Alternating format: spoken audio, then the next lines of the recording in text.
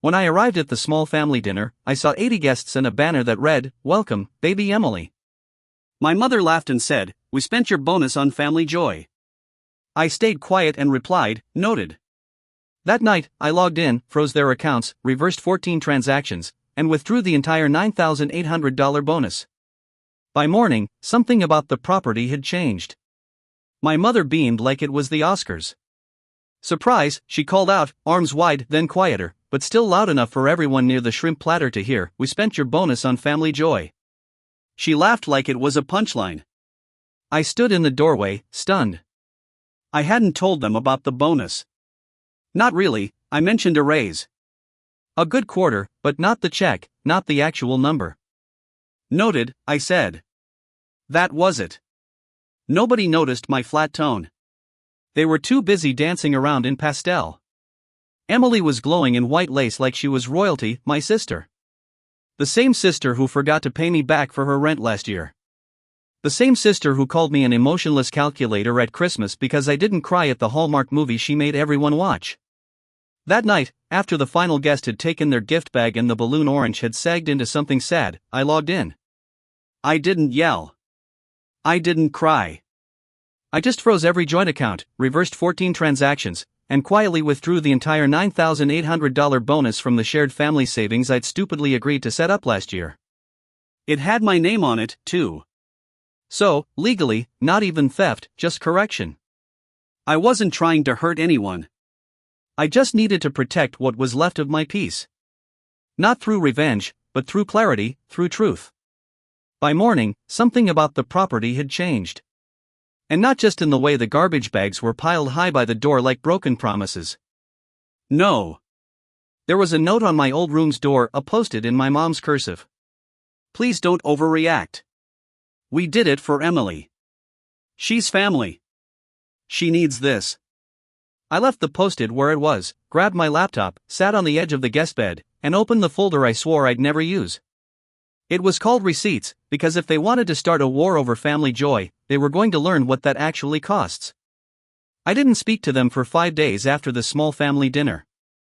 5 days of silence, no texts, no calls, just me and the Google Sheets file where I tracked every single dollar I'd sent their way since 2021.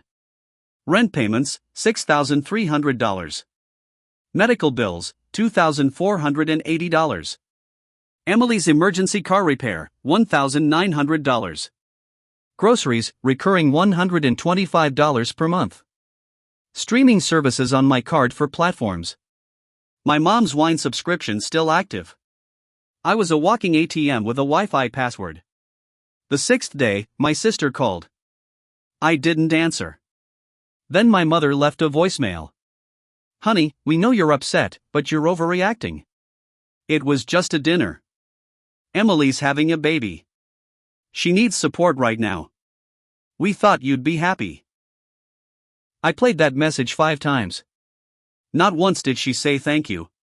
Not once did she apologize. I decided to pay them a visit, not because I missed them, but because I had questions. When I pulled into their driveway, Emily's new SUV was parked out front, the same one she'd claimed she couldn't afford a down payment for 2 months ago. I recognized the dealership sticker. I'd taken her there. I'd co-signed. She'd said it was for job interviews. She wasn't interviewing, she was hosting influencer brunches with pastel macarons and overpriced centerpieces. I saw the reels. I saw the hashtags. I walked in without knocking. "Hey," Emily chirped, sitting at the dining table, surrounded by boxes from Baby Bloom.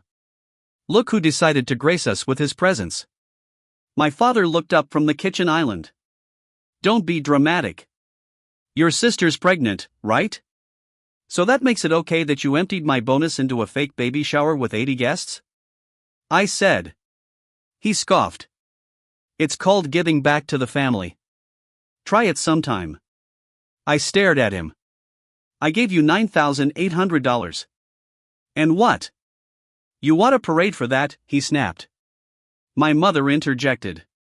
"We thought it would be good for everyone. Joy brings blessings." "Joy brings overdraft fees," I replied. Then Emily stood up and smiled like the villain in a Netflix drama. "You always make it about you. Just admit it. You hate seeing other people happy. That was the line. That was the moment I stopped hoping they'd change. I left again. That night, I opened the hard drive I've been meaning to go through for months, a backup drive from before I moved out. I wasn't even sure what was on it. Turns out, Emily had used it once. Backed up her entire laptop. Forgot to delete it. I found everything: screenshots of our private texts edited to make me look violent, voicemails from me spliced together with different tones to fake threats. One folder titled Insurance Claims with fake receipts and notes that included my name as a witness. Another labeled Bonuses with a photo of a whiteboard. If we say he gifted it, it's legally clean. I printed everything and then I made a folder, Family Ledger. The next morning, I got a text from my dad. Emily said, "You were looking through old files. Let it go. Don't do something you'll regret." I replied, "Too late. You should have thought of that before the Shrimp Tower." Then it got worse. I checked my credit report. 3 new inquiries, all from banks in their city. My mother had tried to open a card in my name. She used my SSN. I recognized the handwriting on the scanned application. She forged my signature badly. I confronted them in the family group chat.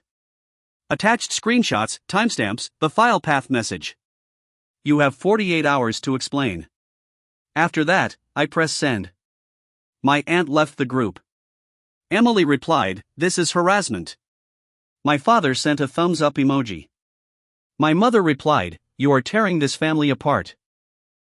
47 hours later, I got a call from my bank.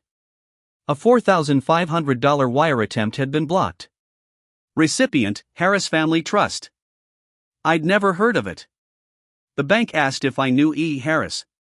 "Yes," I said. "My sister." "No," I told them. "I never authorized that transfer." "Yes, I would like to file a fraud report." 10 minutes later, I got an email from Emily. Subject line: "This is not what Mom wanted." No body, no signature. I didn't reply. By Friday, it was all unraveling. Their friends started calling me my uncle, a cousin I hadn't spoken to since 2014. Someone even messaged me on LinkedIn with a passive-aggressive, "Hope all is well." Heard some weird things. Weird things? You mean the time you took advantage of your own son to throw a fake baby gala for your manipulative daughter? Or the part where you forged documents in his name? Yeah, I'd call that weird, too. But I wasn't done. That weekend, I scheduled a meeting with a family lawyer. I brought a folder of receipts, labeled each file, organized them by type: financial, digital, emotional. I showed her the backup, the forgeries, the texts. She said one word: leverage. Then she asked the most important question: "What do you want?" I smiled. An ending with fireworks. On Friday morning, I got a text from my father. No greeting, no emojis, just, "Let's talk man to man. Workshop. 7 p.m. The workshop wasn't a metaphor. It was the actual old shed behind their house, the one with a rusted toolbox, a cracked light bulb, and his dusty "Work hard or shut up" sign still hanging above the window like it meant something. I didn't reply. I just showed up. He was already there, sitting on a folding chair, beer in hand, cigarette behind his ear. He smiled like we were about to watch a game. "So," he said, "you finally here to drop the drama?" "No," I said. "I'm here to see if you still have the nerve to speak to me." He laughed, took a sip. "Oh, come on. Don't start. Look, Emily's pregnant. You want her having a kid in the middle of a scandal?" I didn't speak. He took that as permission to keep going. "You and me, we're men. We handle things quiet. No screenshots, no banks, no lawyers. We handle things quietly. No need for drama or outsiders." Then he said the real reason I was there. "We cleaned this up. You pull back the fraud claim. And maybe this family gets back to normal. You good with that?" I reached into my bag, pulled out my tablet, and placed it on the dusty tool bench. "No, but I think you should hear something." I tapped play. He won't even notice. He's soft, predictable. Give him a guilt trip and he'll hand over the whole thing. It was his voice from a recorded call with my mom. I cleaned it up, edited out the silence, left just enough poison to taste. His eyes froze. That's out of context. Sure, I said. Here's the rest. I swiped again, brought up a scan of a loan application filed under my name, his handwriting, his forged signature, a browser log showing the IP address, the session history, the timestamp. And then I opened the next one, an Instagram story from Emily, her holding a brand new iPad, captioned, "Bought it with my silent investor's guilt bonus." He stopped drinking. "You don't get it," he muttered. "Emily's always needed help. You're strong. You've got the salary, the tech, the... So that makes it okay to rob me?" I said flatly. He didn't answer. Instead, I pulled out a manila envelope and tossed it onto the table, a copy of the fraud report. The original is with the investigator. Oh, and one more thing. The door creaked open behind us. Jake walked in. Emily's ex, the one she claimed was abusive, dangerous, emotionally destructive. I used to believe her. "Hey, Jack," Jake said calmly. "Thought you might want to hear some things." He held up a folder and began to speak. He told him about the fake pregnancy scare, about the threats, the way Emily demanded money or else. About the documents she drafted, step-by-step plans to destroy his reputation if he ever left her. "She told me your son was weak," he said. "Turns out he's the only one in the whole family with a spine." Jake opened the folder. Emails, screenshots, audio, one clip played on speaker. "He doesn't know. I used his name for the paperwork. He'll never figure it out. He trusts me." Emily's voice, not even disguised. My father backed into the wall, pale and silent. I didn't know," he muttered. "No," I said. "You chose not to know."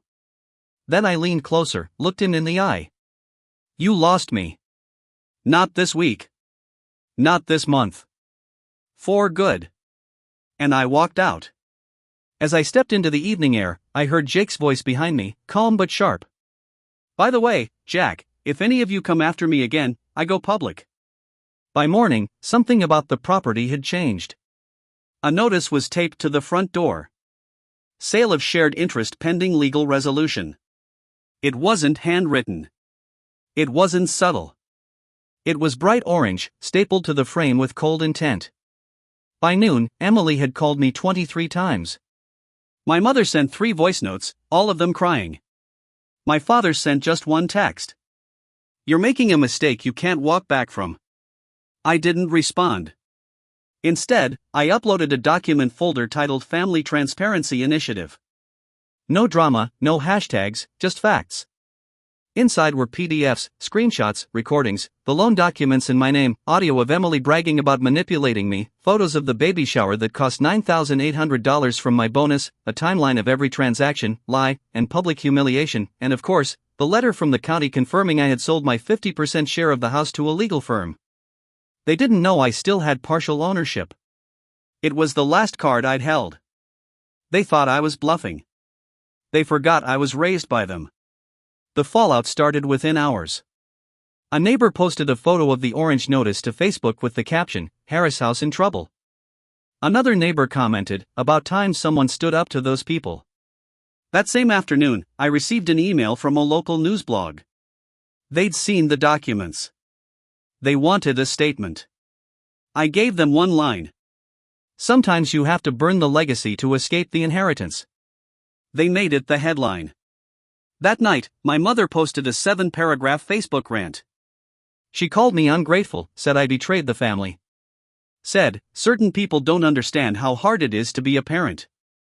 She included a picture of me from 2009, braces, acne, and all, with the caption, "I raised this boy and this is how he thanks me."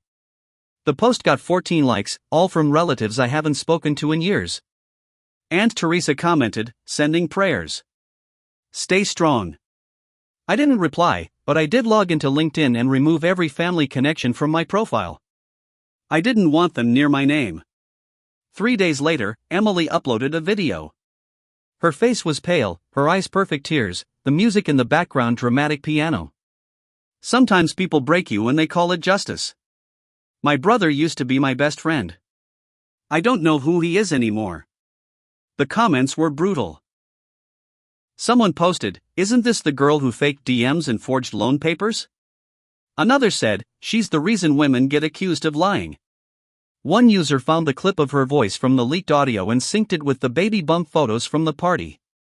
The internet did what it always does, turned pain into pixels, turned victims into villains. And this time, they were right. Jake messaged me a week later. She texted me, said she's pregnant again. Probably fake. I blocked her, he added. You did the right thing, man. Wish I had your spine. I didn't feel victorious. I felt clear. There's a difference. My father predictably stayed silent the longest until a letter arrived at my apartment. No return address. Just typed text. It read, "You think you've won? You haven't. Men like you always come back when the silence gets too loud. You'll crawl back. They always crawl back." He signed it, "The man who made you." I laughed when I read that part because he didn't make me. He tried to break me. What made me was the silence, the pretending, the years of biting my tongue while they drained every cent and called it love. He didn't make me. He taught me what not to become. The law firm that now owns half the house sent them a formal demand letter, either buy out the interest or vacate within 90 days. Turns out shared ownership with a silent partner can get inconvenient. I forwarded the letter to Emily with a short message. You threw a $10,000 party. Let's see how you do with property tax season. She replied with a single emoji. I didn't block her. I didn't care enough. That weekend, I posted one last update. A single photo, no caption. It was a picture of a new sign outside my apartment building, the one I just had installed by the door to my new studio office downstairs. Burn Ledger. Personal Strategy and Digital Forensics. That was the name I chose because if they ever try again, I'll be ready. And if someone else ever feels like I did, I'll show them how to fight back. The check cleared on a Thursday, $117,428 direct deposit from the liquidation of the Harris family home. It wasn't a gift. It was compensation, and it was mine. It took months, depositions, court filings, a forensic audit. But justice doesn't need to be loud. It just needs to be final. The judge read the verdict in under 5 minutes. The defendant knowingly forged financial documents using the plaintiff's identity with the intent to secure personal gain through fraudulent means. Full repayment is ordered plus penalty plus costs. My father didn't even show up to the final hearing. He sent a note through his lawyer. This is a witch hunt. I won't play along. Emily sat in the corner like a failed audition, head down, lips tight. No tears this time, just silence. My mother watched the ruling like she was waiting for someone to stop it. No one did. By the next morning, the house had a for sale sign in the front yard. A week later, it had new owners. They tore down. I put the letter back in the envelope, taped it shut, and fed it through the shredder. That same day, I walked into a credit union and closed the last joint account I had with any of them. The banker asked, "Are you sure you want to do this? It's permanent." I nodded. That's the point. She slid a folder across the desk, final account closure. I signed without blinking, then handed her a pre-written note. Please notify all associated card holders that the account no longer exists. Any future charges will be declined. Emily tried to run a charge the next morning for $112.99 at some boutique baby store. It bounced. She tried again. It bounced harder. That's when she texted me. I'll pay you. I'll give it all back if you just stop this. I replied with a number, $1,942.16. The debt is yours. She never replied again. They didn't return the full amount. The penalty came from the court, but the money wasn't the win. The win was the silence. No more late-night calls. No more guilt-wrapped obligations. No more being their emergency exit. They tried to use my blood as leverage, but I bled out the part of me that still needed them. That Friday, I changed my number. Only 3 people got the new one. The old number's still active, still attached to the joint Netflix account my mom forgot to delete. Let it sit there.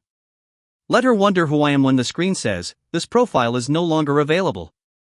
The last thing I did, I donated $2,000 from the settlement to a legal defense fund for adult victims of family-based financial abuse. Didn't post about it. Didn't tell anyone. I just clicked submit and moved on. Then I walked out to my balcony with a cup of black coffee in silence. For the first time in years, no part of me was calculating anything. Not a budget, not a strategy, not an apology, just breath. Some stories end with reconciliation. Mine ends with clarity. I'm not guilty for being used, but I would be guilty for staying. They called it betrayal. I call it release. They saw conflict. I found closure. They said I crawled back, but I didn't. I cashed the check, changed the locks, and never looked over my shoulder.